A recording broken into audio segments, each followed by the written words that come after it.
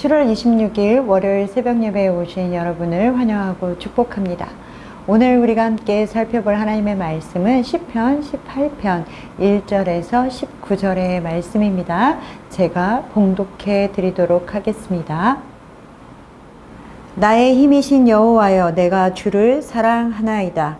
여호와는 나의 반석이시요 나의 요새시요 나를 건지시는 이시요 나의 하나님이시요 내가 그 안에 피할 나의 바위시요 나의 방패시요 나의 구원의 뿌리시요 나의 산성이시로다. 내가 찬송받으실 여호와께 아뢰리니 내 원수들에게서 구원을 얻으리로다. 사망의 줄이 나를 얽고 불의의 창수가 나를 두렵게 하였으며 수월의 줄이 나를 두르고 사망의 올무가 내게 이르렀도다. 내가 환난 중에 여호와께 아뢰며 나의 하나님께 부르짖었더니 그가 그의 성전에서 내 소리를 들으시며 그의 앞에서 나의 부르짖음이 그의 귀에 들렸도다. 이에 땅이 진동하고 산들의 터도 요동하였으니 그의 진노로 말미암음이로다. 그의 코에서 연기가 오르고 입에서 불이 나와 사름이여 그 불에 숯이 피었도다. 그가 또 하늘을 들이우시고 강림하시니 그 발 아래는 어두캄캄하도다. 그룹을 타고 다니시며 바람 날개를 타고 높이 솟아오르셨도다. 그가 흑암을 그의 숨는 곳으로 삼으사 장막같이 자기를 두르게 하시며 곧 물의 흑암과 공중의 빽빽한 구름으로 그리하시도다. 그 앞에 광채로 말미암아 빽빽한 구름이 지나며 우박과 숯불이 내리도다. 여호와께서 하늘에서 우레소리를 내시고 지존하시니가 음성을 내시며 우박과 숯불을 내리시도다. 그의 화살을 날려 그들을 흩으시며 많은 번개로 그들을 깨트리셨도다. 이럴 때에 여호와의 꾸지람과 콧김으로 말미암아 물밑이 드러나고 세상에 터가 나타났도다. 그가 높은 곳에서 손을 펴사 나를 붙잡아 주시며 많은 물에서 나를 건져내셨도다. 나를 강한 원수와 미워하는 자에게서 건지셨으며 그들은 나보다 힘이 세기 때문이로다. 그들이 나의 재앙의 날에 내게 이르렀으나 여호와께서 나의 의지가 되셨도다. 나를 넓은 곳으로 인도하시고 나를 기뻐하심으로 나를 구원하셨도다. 아멘. 사랑하는 선장의 가족 여러분, 새벽에 다시 영상으로 하나님의 말씀을 나누게 되었습니다. 코로나19의 확산세가 다시 심해지고 있어서 대전이 4단계로 방역 단계가 올라가면서 많은 것들이 위축되고 있습니다. 우리는 지금 이제까지 한 번도 겪어본 적이 없는 시간들을 보내고 있습니다. 그러나 우리가 이런 예측할 수 없고 힘든 시간을 보내지만 이런 시간을 통하여 우리의 믿음이 연약해지는 것이 아니라 그리고 우리의 믿음이 게을러지는 것이 아니라 오히려 이런 시간을 통하여 우리의 믿음이 더욱 깊어지고 더욱 하나님을 신뢰하며 하나님께로만 우리의 모든 것을 집중하여 하나님과 더 친밀한 시간을 보내시기를 소망합니다. 그래서 모든 선창의 가족들이 믿음의 용사로 세워지시기를 소망합니다. 믿음의 사람들 중에는 정말 위험을 겪고 죽음의 위기를 넘긴 사람들이 많이 있습니다. 오늘 시편의 저자 다윗도 그 중에 한 사람일 것입니다. 다윗의 삶을 한번 살펴볼까요? 다윗은 어린 시절에도 그저 평탄하게만 살지는 않았던 것 같습니다. 어려서도 다윗은 홀로 양을 돌보았습니다. 그리고 청년이 되어서는 왕의 총애를 받는 듯 하다가 총애가 아니라 시기와 질투를 한 몸에 받아 죽음의 고비를 넘기고 말았습니다. 또한 그는 쉴 새 없이 전쟁터에서 피를 보고 피를 흘렸습니다.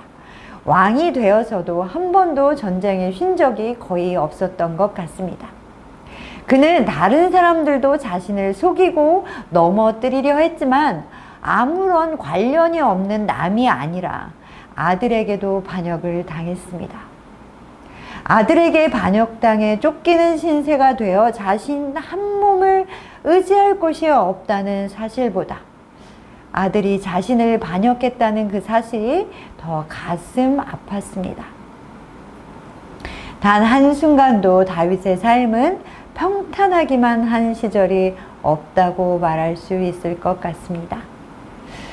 그런데 다윗은 그럴 때마다 하나님을 의지하였습니다. 도저히 의지할 수 없을 것 같을 때 하나님만을 의지하는 다윗은 우리에게 어떻게 우리의 삶에서도 어려운 시간을 이겨낼 수 있는지 오늘 본문에 가르쳐 주고 있습니다. 또한 그런 어려운 시간을 보낼 때 우리는 하나님을 신뢰하는 것을 배워야 함을 다윗은 말씀하고 있습니다. 다윗 자신도 기도를 통하여 하나님만을 의지하는 훈련을 잘 감당해 내었습니다. 그럴 때마다 순간순간 주님의 구원을 맛보는 놀라운 경험을 하곤 했습니다. 그렇기에 그의 찬양은 힘이 있고 또한 그의 시편은 놀라운 믿음의 고백이며 주님을 향한 사랑의 고백인 것입니다.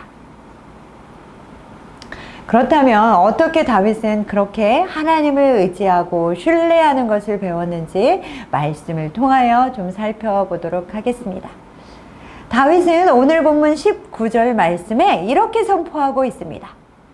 여호와께서 나를 넓은 곳으로 인도하시고 나를 기뻐하심으로 나를 구원하셨도다. 아멘.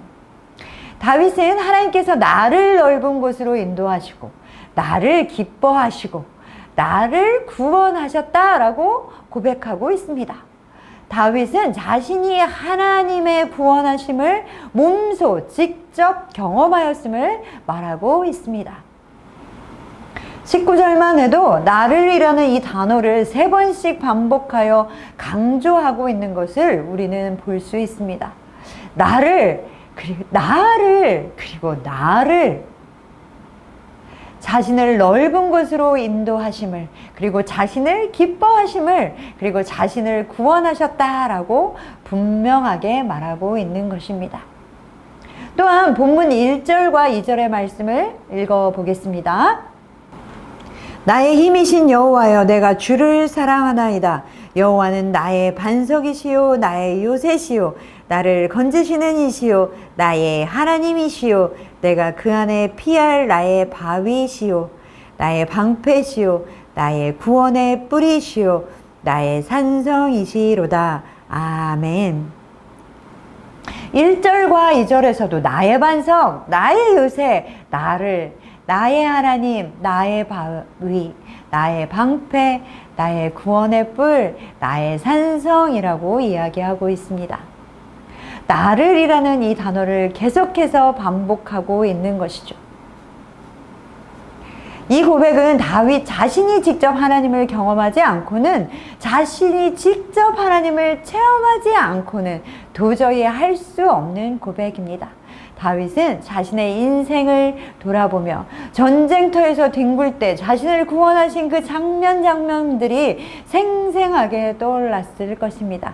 그리고 그것을 마치 그 자리에서 지금 구원을 경험한 것처럼 생생하게 고백하고 있습니다. 그렇기에 다윗의 고백은 지금도 살아있는 구원의 고백이며, 그리고 그것은 현재에도 다윗을 구원하시는 구원인 것입니다. 다윗은 우리가 미래에 받을 그 영원한 생명으로 얻는 구원을 말하고 있는 것이 아닙니다. 다윗은 지금 이곳 자신의 문제의 한가운데에서 죽을 위기에 처한 그 상황에서 자신을 구원하셨다라는 것입니다. 즉 다윗 자신이 문제의 한가운데서 자신을 구원하시는 하나님을 경험하였던 것입니다. 그렇기에 하나님의 구원하심은 다윗에게는 현재형이며 지금 현재의 일인 것입니다. 사랑하는 성도 여러분, 하나님은 여전히 일하고 계십니다. 하나님의 구원의 오른손은 여전히 우리를 붙들고 계십니다. 다윗이 하나님을 의지하고 신뢰할 수 있었던 비결은 자신이 몸소 하나님의 구원하심을 경험하였기 때문이었습니다. 그 살아있는 현재의 구원하심을 여러분의 삶 가운데에서도 경험하시는 여러분 되시기를 소망합니다. 이어서 6절의 말씀을 함께 보겠습니다. 내가 환난 중에서 여호와께 아뢰며 나의 하나님께 부르짖었더니 그가 그의 성전에서 내 소리를 들으시며 그의 앞에서 나의 부르짖음이 그의 귀에 들렸도다. 아멘. 자신이 하나님께 부르짖었다라고 말하고 있습니다. 그리고 그 부르짖음이 하나님의 귀에 들렸다라고 말하고 있습니다. 자신의 부르짖음이 하나님의 귀에 들렸다라는 것을 무엇을 의미하는 것입니까? 그것은 먼저는 다윗이 하나님께 부르짖어 기도했다라는 것입니다. 그리고 그 부르짖음에 하나님께서 응답하셨다라는 것이죠. 또한 그것은 내가 구원받은 것은 내 노력이나 나의 힘이나 나의 능력으로 인한 것이 아니다. 또한 그것은 다른 사람들의 도움도 아니다. 그것은 바로 다른 것이 아니라 하나님의 도우심으로 내가 구원받았다라고 고백하는 것입니다. 다윗은 자신을 위기로부터 구한 손길이 철저히 하나님께로부터 온 것을 고백하고 있습니다. 사랑하는 선창의 가족 여러분, 여러분은 위기에 처하면 무엇을 먼저 하십니까?